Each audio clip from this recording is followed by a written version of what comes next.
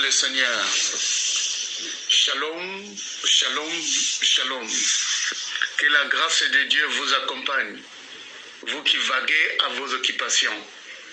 Que la grâce de Dieu soit avec vous, vous qui êtes femmes au foyer. Béni soit le Dieu de notre Seigneur Jésus, le Père de gloire, le Père de miséricorde, le Dieu de toute consolation.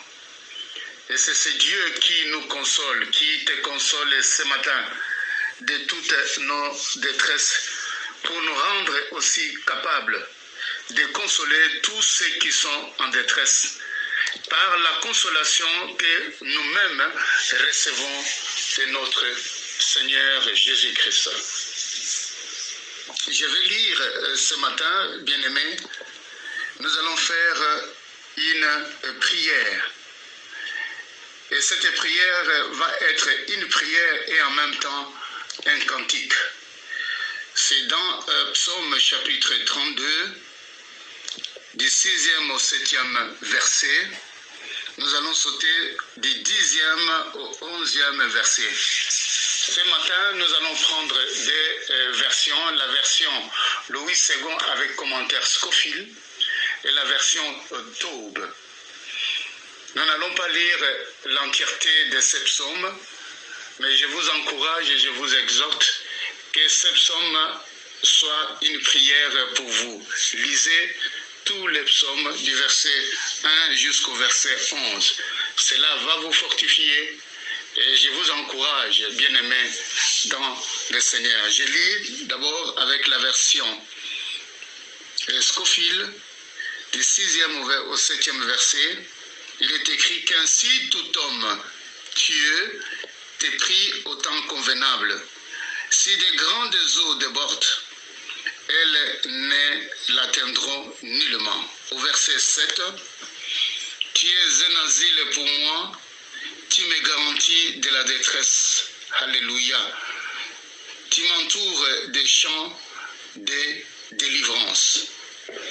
Verset 10, beaucoup de douleurs sont de la part des méchants, mais celui qui se confie en l'Éternel est environné de sa grâce. Au verset 11, juste, réjouissez-vous en l'Éternel et soyez dans l'allégresse, poussez des cris de joie, vous tous qui êtes droits du cœur.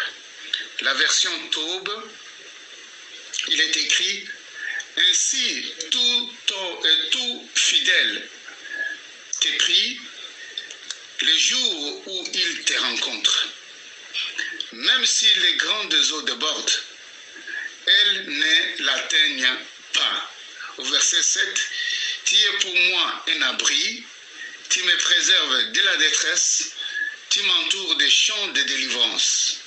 Au verset 10 et 11, beaucoup de douleurs attendent l'impie, mais la fidélité entoure celui qui compte sur le Seigneur.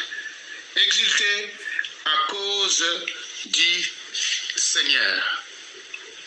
Bien-aimés dans le Seigneur, dans la version Scofield, nous voyons, il est écrit au verset 6, ainsi que tout homme pieux t'est pris au temps convenable. Frères et sœurs, c'est le temps convenable de pouvoir entrer en contact avec celui qui est la solution de toutes choses.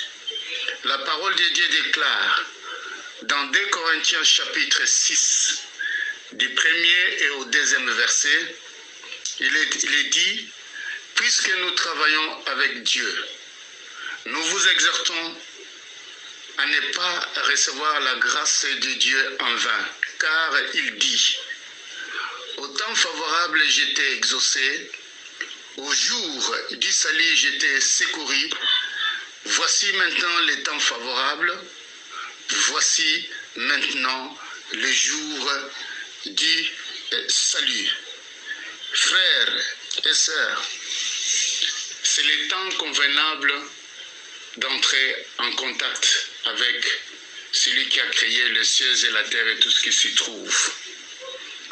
c'est le temps convenable pour tout homme, je dis, pour tout homme pieux, pour tout homme fidèle, qui est un élu de Dieu.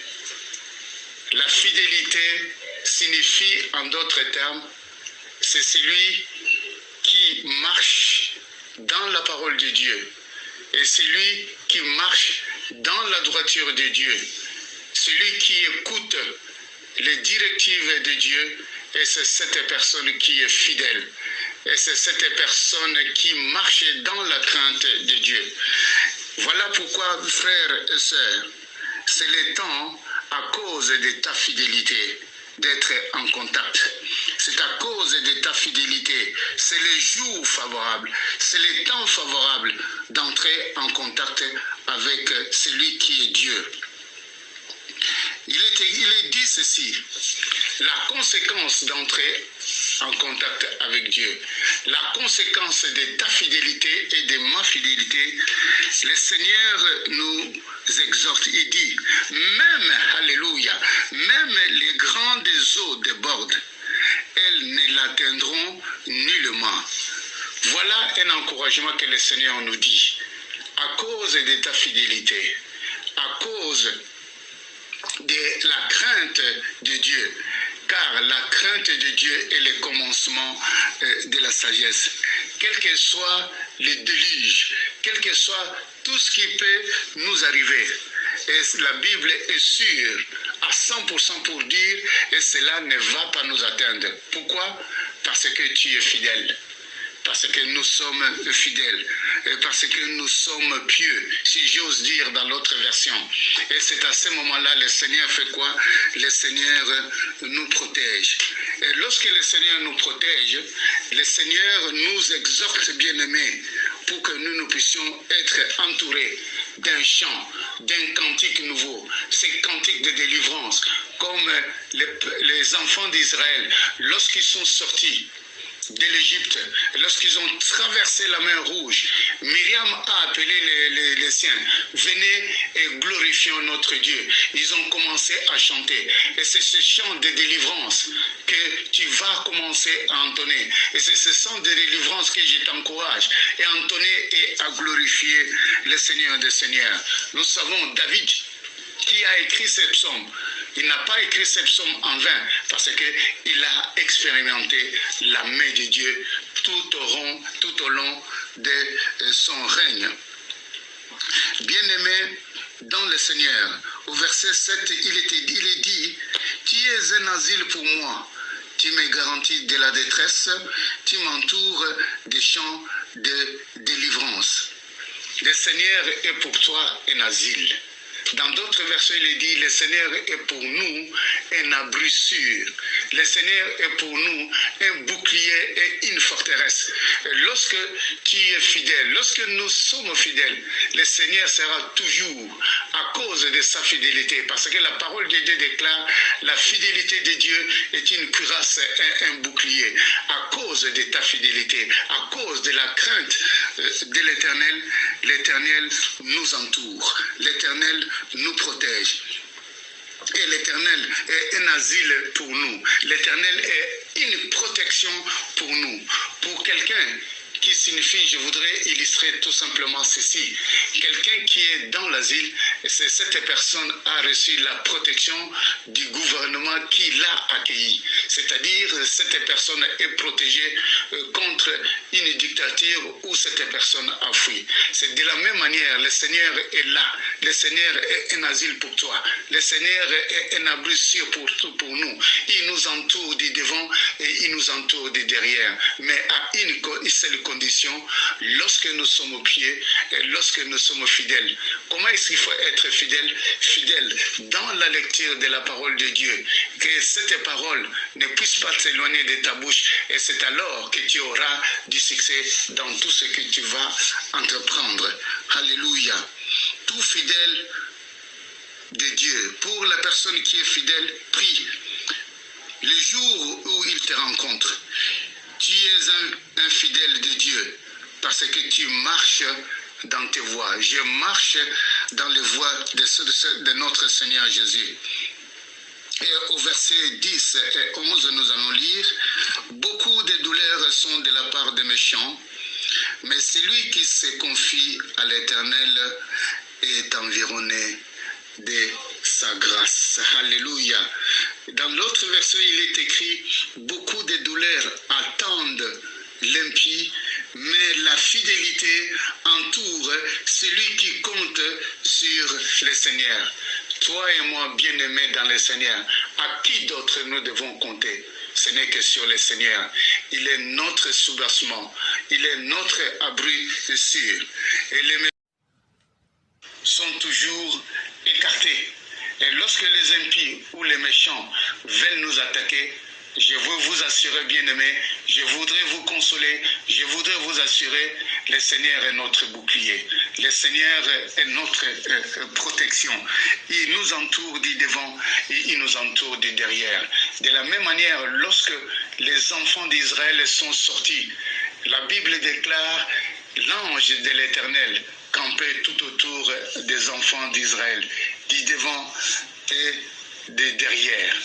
Voilà pourquoi, à la fin, lorsque nous avons cette protection de Dieu, nous avons sa protection et nous sommes fidèles à la voix du Seigneur. Et la voix du Seigneur nous appelle. Et nous marchons dans la droiture de Dieu.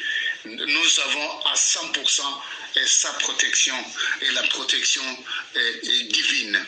Et il est écrit à la fin de toutes choses, David a crié vers Dieu. Et David nous encourage, il dit, frères, juste parce que vous êtes justes, non pas à cause de nos œuvres, mais à cause de l'œuvre de la croix que Christ a accomplie à la croix de Golgotha. Et il nous a fait juste. Il nous a fait juste, raison pour laquelle David nous encourage. Frère, tu es juste, je suis juste, bien-aimé. C'est alors que nous devons nous réjouir. Réjouissons-nous dans le Seigneur. Soyons dans la joie, soyons dans l'allégresse.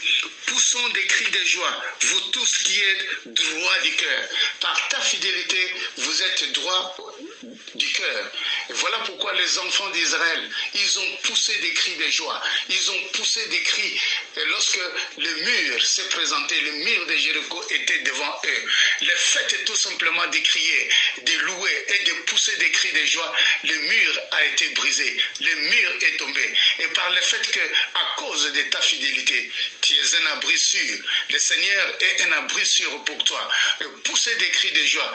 Tout ce qui est blocage va tomber au nom puissant de Jésus-Christ de Nazareth, parce que tu es un élu de Dieu. Je répète, tu es un élu de Dieu. Le fait d'être un élu de Dieu, le fait d'être un appelé de Dieu, le fait d'être un consacré de Dieu, vous êtes dans l'abri du Seigneur. Le Seigneur est un abri pour vous. Le Seigneur est un abri pour nous. Et c'est alors que nous allons cheminer avec lui. Nous allons marcher avec lui.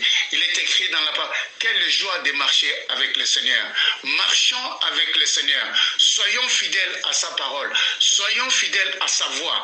Et c'est le Seigneur, quels que soient les tumultes, quels que soient les grands eaux, quels que soient les déluges, le Seigneur va nous délivrer dans tout ce qui va être dans tout ce qui va nous entourer. Frères et sœurs, je vous encourage que ce psaume soit une prière, que ce psaume soit un cantique nouveau. Chantez un cantique nouveau pour le Seigneur et le Seigneur sera avec vous. Soyez bénis dans le nom de Jésus.